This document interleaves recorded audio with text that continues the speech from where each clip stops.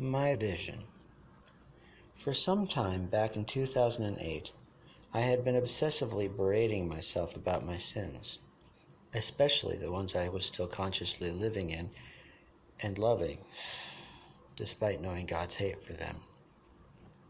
And I believed I should hate them also, of course.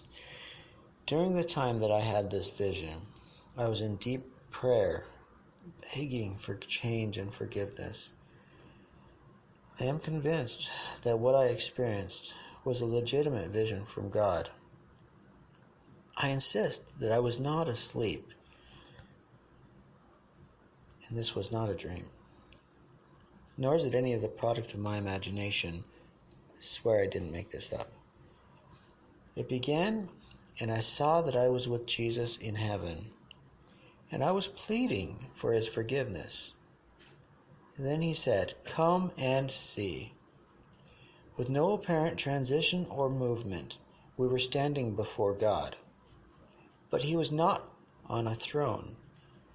He appeared to be as a blacksmith sitting by his furnace with a simple metal hammer in his right hand. An anvil was before him, and his angels were there also. On the anvil was the word truth, and on the hammer was the word justice. As I watched, I saw the angels gather shells. Each was like the shell of a walnut. They were very dirty and misshapen, except for a few prettier shells. Then I saw as each shell was placed upon the anvil and struck by the hammer in God's right hand. I could clearly see as each shell was struck, it crumbled into small pieces on the anvil. Then all the pieces were swept up by the angels and thrown into the furnace to be burnt up forever. "What is going on?" I asked. And Jesus replied, "The shells you see represent the sins of all, one shell for each person." Then he took me to the anvil. A shell had been placed upon its surface. This shell was very pretty. It looked as though it had been cleaned, and it seemed to be covered in gold. It even smelled of sweet perfume. Also, it sat on what appeared to be violet silk wrappings. "Look into the shell," he commanded, and so I did. I looked deep into the center of the shell, and I could see nothing but darkness. There was no light. Then I turned to Jesus and complained, "I can't see anything. It's too dark inside this shell." "In this you are correct," he spoke. "For this shell contains the soul of a man who has been cast into outer darkness, because he refuses to seek the light of redemption. Remember this, for I am the light which I freely give to those who come to me seeking the redemption of their sins. For this is the will of our Father who is in me as I am in him." Then the hammer in God's right hand struck the shell, and it broke into small pieces, which the angels swept up and tossed into the fiery furnace. Then, as with the first, another shell was placed upon the surface of the anvil. However, this shell was very dirty, and it smelled of dirt and grime. It was not pretty or clean, and it looked as though it should be tossed away, in my opinion. Then said Jesus, "Now look into this shell."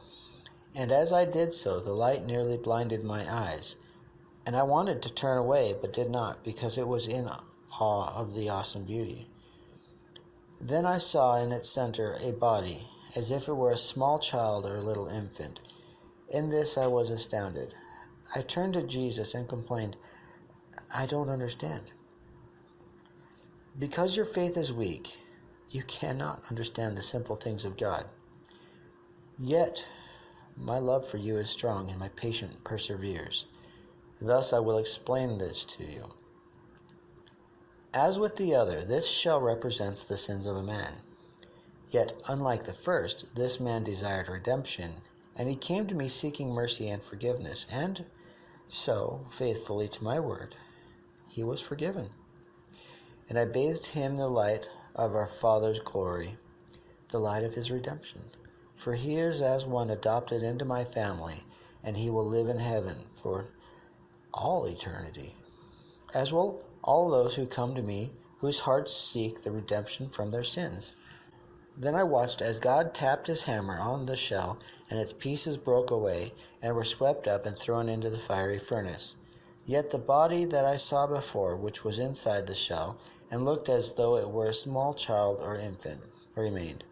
The body was then carried away by an angel into heaven to live for all eternity. "Remember what you have seen here," Jesus commanded me, "for this is how it will be for all sinners. I am the way and the truth and the light, and my Father's judgment will be brought upon all mankind, for no sin can enter into the kingdom of heaven." As experienced by Seth Snare, to the glory of God. As narrated by Seth Snare, to the glory of God as well. Personal excerpt.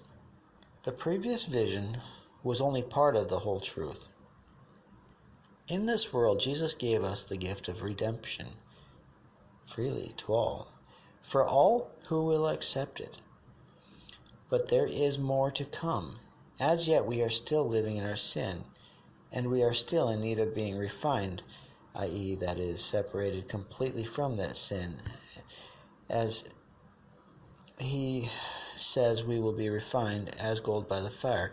Not the fires of hell, the way those who do not accept Christ will be like, as was written in the previous vision, but instead by holy fire, flames right out of the eyes of God himself. The flames which, like the hammer in the vision, will purify us each wholly and completely from the sins of our past and of this world.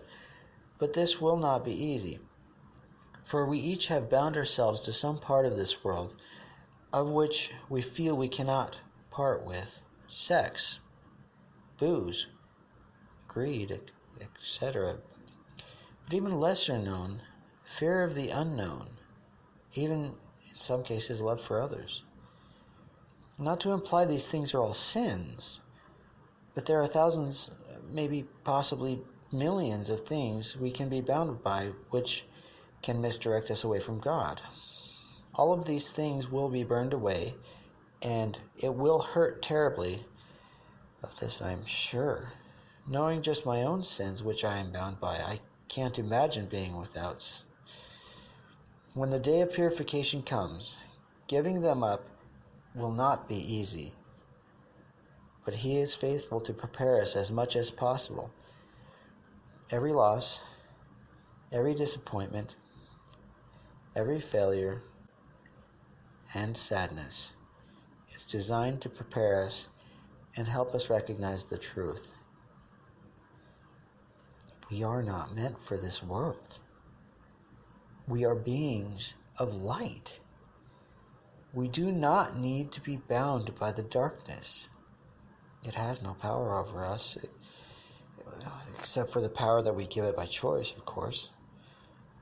We will not be here forever.